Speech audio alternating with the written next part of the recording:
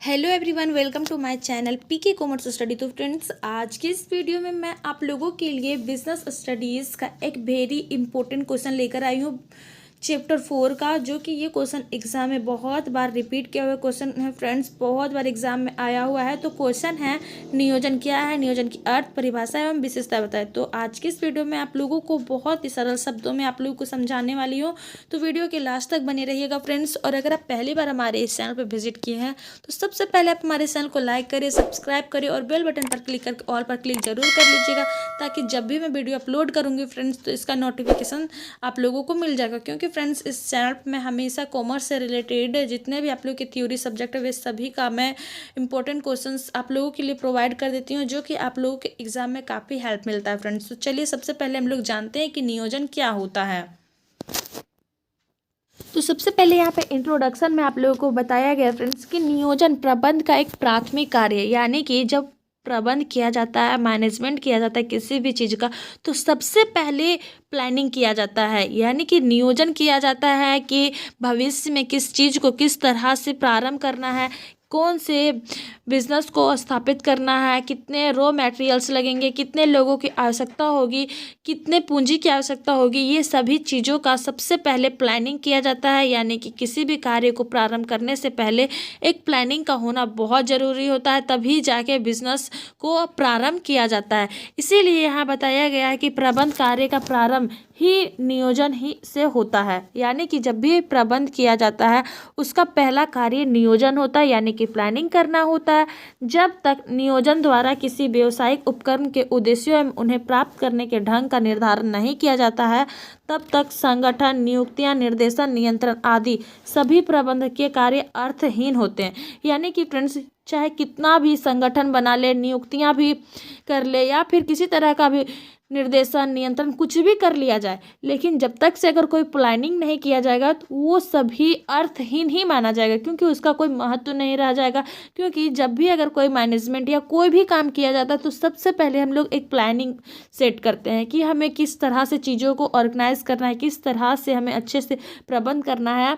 तो इसीलिए हमें सबसे पहले प्लानिंग की आवश्यकता होती है। इसीलिए प्लानिंग प्रबंध का प्रथम कार्य कहा जाता है, यानी कि प्राथमिक कार्य के रूप में देखा जाता है। अतः इस अध्याय में हम नियोजन के अर्थ, विशेषता, महत्व, संगठक प्रक्रिया तथा सीमाओं आदि के बारे में अध्ययन करेंगे। तो आगे हम लोग जानेंगे कि नियोजन का अर्थ क्या होता है, इसकी परिभाषाएं कौन कौन सी होती है। तो सबसे पहले हम लोग समझते हैं फ्रेंड्स नियोजन का अर्थ, यानी कि मीनिंग ऑफ प्लानिंग। तो सरलतम शब्दों में कहे तो नियोजन कार्य करने से पूर्व सोचने की प्रक्रिया है, यानी कि जो भी कार्य करना है उससे पहले क्या हम लोग विचार विमर्श करते हैं, क्या सोचते हैं, वो एक कार्य के रूप में किया जाता है। दूसरे शब्दों में कल के कार्य को आज ही निर्धारित करना नियोजन कहलाता है।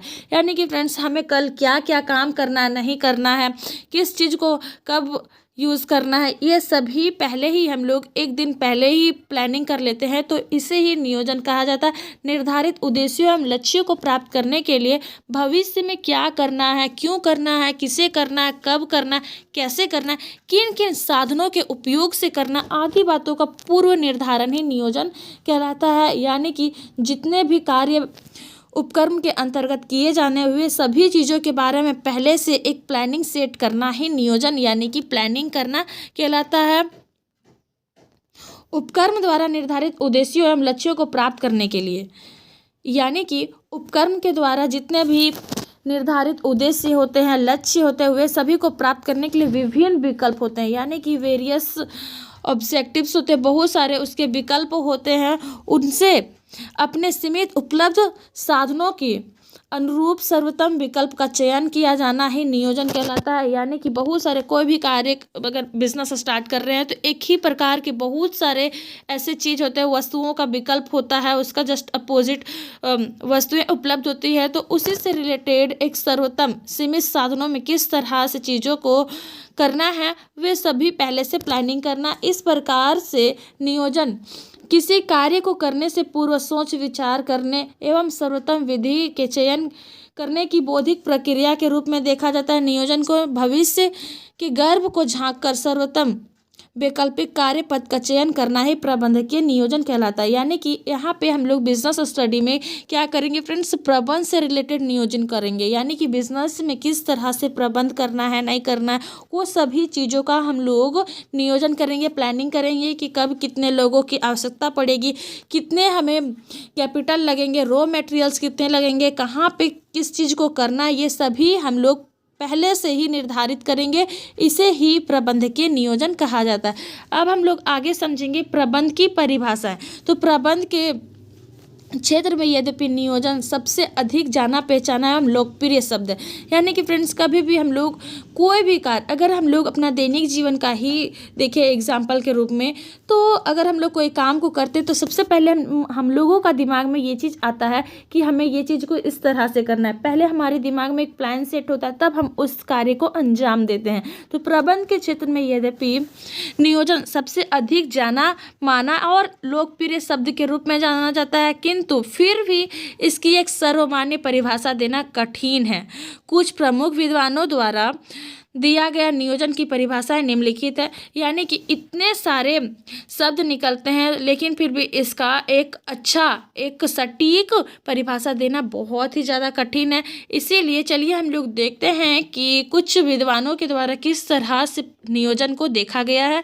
तो फर्स्ट में आता है विली इगोज के अनुसार नियोजन प्राथमिक रूप से चयन करना तथा नियोजन की समस्या उसी समय उत्पन्न होती है जबकि वैकल्पिक कार्य पक्षों का पता चलता है। यानी कि विली इगोज का मानना है कि नियोजन एक प्राथमिक रूप से चयन किया जाता है कि कौन कौन सी समस्याएं फ्यूचर में आने वाली है। अगर किसी चीज़ को इस तरह से ऑर्गेनाइज करेंगे तो हमें उस तरह का परिणाम मिलेगा। तो इसका सर्वप्रथम प्लानिंग किया जाता है। यानी कि गर्भ में झांक कर देखा जाता है, भविष्य को झांक कर देखा जाता है प्रेजेंट में कि क्या क्या होने की संभावना है। तो इसीलिए विलिगोज का कहना है कि प्राथमिक रूप से चयन करना ही नियोजन की समस्या का उत्पन्न होना है। नेक्स्ट आता है कुंटज एवं ओडोनेल के अनुसार। कुंटज ओडोनेल क्या कहते हैं प्रबंध को, नियोजन एवं बौद्धिक प्रक्रिया है, कार्य करने के मार्ग का सचेत निर्धारण है, निर्णयों को उद्देश्यों, तथ्यों तथा पूर्व विचारित अनुमानों का आधारित करना होता है। यानी कि कुंटज ओडोनेल का मानना है कि जो नियोजन किया जाता है वो एक बौद्धिक प्रक्रिया यानी कि सोच समझकर किया गया प्लानिंग ही एक प्रक्रिया के रूप में कार्य करता है। कार्य करने के मार्ग का सचेत निर्धारण यानी कि जो कार्य किया जाना है फ्यूचर में उसका एक प्लानिंग को निर्धारित करना निर्णयों एवं उद्देश्यों, तथ्यों तथा पूर्व विचारित अनुमानों पर आधारित होता है। नेक्स्ट नंबर आता है W.H. न्यूमैन के अनुसार सामान्य रूप में भविष्य में क्या करना है इसे पहले से ही तय करना नियोजन है। यानी कि W.H. न्यूमैन का भी यही कहना है, जो भविष्य में किया जाना है, क्या क्या कैसे किस चीज़ों को करना है, वो सभी को पहले से ही सोचना समझना वही नियोजन कहा जाता है। इस दृष्टि से नियोजन मानवीय आचरण का अत्यंत व्यापक रूप है। आगे अब हम लोग देखते हैं कि A.M.E. हर्ले के अनुसार क्या कहा गया है। क्या करना चाहिए इसका पहले से ही तय किया जाना नियोजन है। इसमें विभिन्न वैकल्पिक उद्देश्यों, नीतियों, विधियों तथा कार्यक्रमों में से चयन किया जाना निहित होता है। यानी कि भविष्य में क्या करना है, कैसे करना है, उसके वैकल्पिक उद्देश्य क्या क्या है, नीतियाँ क्या है, ये सभी को पहले से चयन किया जाता है। जॉर्ज आर टेरी के अनुसार जो दिया गया है, नियोजन भविष्य के संबंध में प्रस्तावित क्रियाओं के दृष्टिकोण तथा निर्माण में जिन्हें कि निर्धारित लक्ष्यों की प्राप्ति के लिए आवश्यक समझा जाता है। तथ्यों का चयन किया जाता है और उन्हीं से संबंध करना और धारणाओं को बनाना ही उपयोग में लाना होता है। चलिए अब हम लोग समझते हैं नियोजन के प्रमुख लक्षण यानी कि विशेषताएं क्या है, प्रकृति क्या है, इसे हम लोग विस्तार में समझेंगे। तो फर्स्ट में आता है निर्धारित उद्देश्यों एवं लक्ष्यों का होना, यानी कि डेफिनेट ऑब्जेक्ट एंड गोल को निर्धारित किया जाता है। यानी कि नियोजन का कार्य ही यही होता है फ्रेंड्स कि निर्धारित लक्ष्य एवं उद्देश्यों की पूर्ति के लिए किया जाता है। अतः प्रत्येक नियोजक इस लक्ष्य को सदैव ध्यान में रखता है और उसी के अनुरूप अपनी योजनाएं बनाता है। यानी कि भविष्य में क्या होगा नहीं होगा उसी से रिलेटेड एक लक्ष्य निर्धारित करता है और उसको ध्यान में रखते हुए सारी योजनाएं बनाता है। नेक्स्ट आता है नेक्स्ट पॉइंट, पूर्वानुमान लगाना, यानी कि फोरकास्टिंग करना नियोजन का दूसरा महत्वपूर्ण लक्षण है। यानी कि दूसरी विशेषताएं भविष्य के बारे में देखना था पूर्वानुमान लगाना। फ्यूल के अनुसार नियोजन विभिन्न प्रकारों के पूर्वानुमानों का, चाहे वे अल्पकालीन हो या दीर्घकालीन हो या समय सामान्य हो अथवा विशिष्ट संश्लेषण होता है, यानी कि साइंथेसिस किया जाता है। इसके लिए उन्होंने 1 वर्षीय तथा 10 वर्षीय पूर्वानुमानों का भी सिफारिश की है।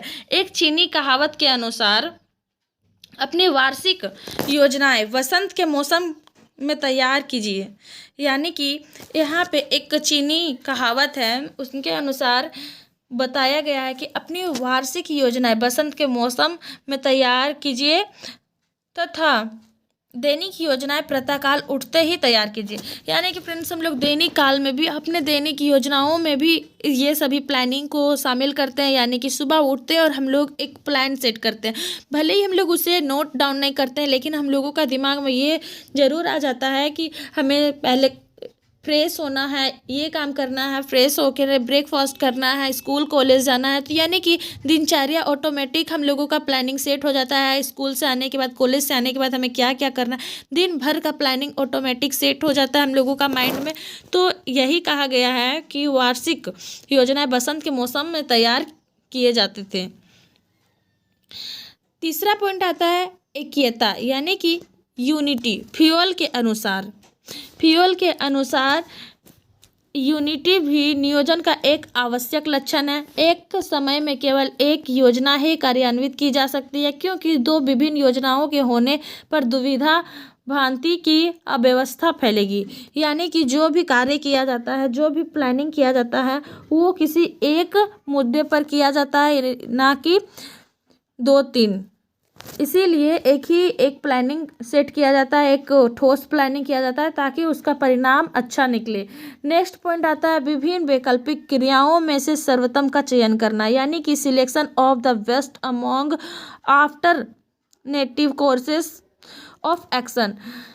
नियोजन का चतुर्थ महत्वपूर्ण लक्षण विभिन्न वैकल्पिक क्रियाओं में से सर्वोत्तम क्रिया का चयन किया जाता है। प्रबंधक के सामने विभिन्न वैकल्पिक लक्ष्य, नीतियां, विधियां तथा कार्यक्रम होते हैं। उन्हें पूरा करने के लिए सर्वोत्तम विकल्प का चुनाव करना होता है। उपक्रम की सफलता बहुत कुछ सीमा तक चयन के आधार पर निर्भर करती है। नेक्स्ट आता है 5 नंबर पे कि नियोजन की सर्वव्यापकता क्या है। तो नियोजन का पांचवा लक्षण आता है फ्रेंड्स, इसकी सर्वव्यापकता का होना बहुत जरूरी है। कोई व्यक्ति चाहे कंपनी का अध्यक्ष हो अथवा साधारण फोरमैन, संगठन के प्रत्येक स्तर पर नियोजन की आवश्यकता पड़ती है। उदाहरण के लिए जैसे एक अध्यक्ष होता है, अध्यक्ष का नियोजन कार्य नीति निर्धारण से संबंध रखने वाला होता है, जबकि फोरमैन का नियोजन कार्य दैनिक कार्यों के निष्पादन के संबंध रखने वाला होता है। इस प्रकार संगठन का स्तर जितना अधिक ऊंचा होगा, नियोजन का क्षेत्र उतना ही अधिक विस्तृत एवं व्यापक होगा। नियोजन एवं सर्वत्र व्यापक प्रधानाध्यापक महोदय भी किसी कक्षा में प्रवेश से पूर्व नियोजन का ही सहारा लेते हैं। यानी कि स्कूल कॉलेजों में पर डे नियोजन किया जाता है, प्लानिंग किया जाता है कि कौन सी घंटी पे कौन टीचर जाएंगे, कौन कितना क्लास लेगा, ये सभी का भी प्लानिंग एक प्रधानाध्यापक के द्वारा किया जाता है। नेक्स्ट आता है नियोजन एक निरंतर एवं लोचयुक्त प्रक्रिया, यानी कि planning is a continuous and flexible process. यानी कि नियोजन समय समय पे हमेशा किया जाता है। भविष्य अज्ञात है, यानी कि भविष्य को किसी को ज्ञात नहीं है कि भविष्य में क्या होगा, कल क्या होने वाला है। यह निश्चयात्मक रूप से कोई नहीं कर सकता है। चूँकि नियोजन भी भविष्य के लिए किया जाता है, अतः इसमें भी अनिश्चितता का रहना स्वाभाविक ही है। भविष्य में नियोजन का एक महत्वपूर्ण लक्षण यह भी है कि इसमें निरंतरता एवं लोच रहनी चाहिए, ताकि बदलती हुई परिस्थितियों के अनुरूप इसमें आवश्यक परिवर्तन किया जा सके। नेक्स्ट नंबर आता है फ्रेंड्स कि पारस्परिक निर्भरता, यानी कि जो इंटरडिपेंडेंस जो होता है, एक दूसरे पे डिपेंड होता है, उसे ही बोला जाता है पारस्परिक निर्भरता। तो नियोजन एक महत्वपूर्ण लक्षण है, इसकी पारस्परिक निर्भरता का होना भी बहुत आवश्यक होता है। सुविधा की दृष्टि से एक अनुक्रम के कार्यक्रमों के कई भागों में विभाजित किया जाता है। उदाहरणार्थ उत्पादन विभाग, क्रय विभाग, विक्रय विभाग से विवर्गीय प्रशासन विभाग आदि। यद्यपि इन सभी विभागों को अलग अलग योजनाएं होती है, किंतु वे अनुक्रम के सामूहिक योजना यानी कि मास्टर प्लान का एक अंग होती है। ये विभागीय योजना एक दूसरे पर निर्भर होती है, तो ये सभी एक दूसरे पे डिपेंड होता है फ्रेंड्स। यानी कि हम लोग समझे, हम लोगों को पूरा अध्ययन करने से यही निष्कर्ष निकलता है कि जो भी नियोजन का अर्थ होता है, नियोजन का मतलब होता है भविष्य में झांक कर देखना कि भविष्य में क्या करना है, चीज़ों को कैसे ऑर्गेनाइज करना है, ये सभी देखा जाता है। तो आज के लिए इतना ही फ्रेंड्स। उम्मीद है ये क्वेश्चन आप लोगों के एग्जाम में जरूर आएगा। तो ऐसे ही इंपॉर्टेंट प्रश्नों के उत्तर पाने के लिए इस चैनल को लाइक करें, सब्सक्राइब करें और अपने फ्रेंड्स के साथ भी शेयर जरूर करें। थैंक